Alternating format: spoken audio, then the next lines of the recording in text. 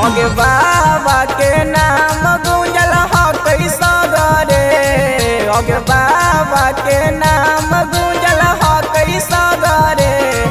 अगे भूखिले सोमारी प्यारी मांगी है हमारे, अगे भूखिले सोमारी प्यारी मांगी है हमारे।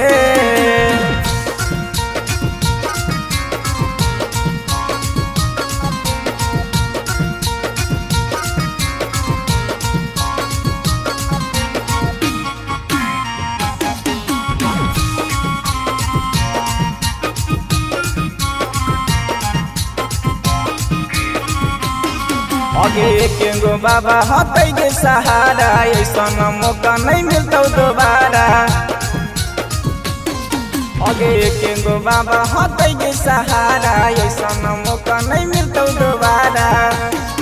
अगे दिलावा के बात कर देना बहरे, अगे दिलावा के बात कर देना बहरे। अगे भूखिले सोमारी प्यारी मांगी है हमारे, अगे भूखिले सोमारी प्यारी मांगी है हमारे।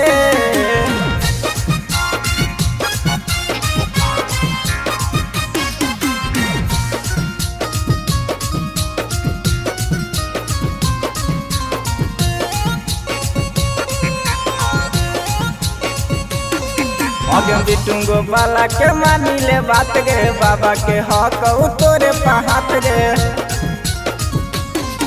अगे बिटू गोपाला के मानी ले बात गे, बाबा के हक तोरे पहात गे।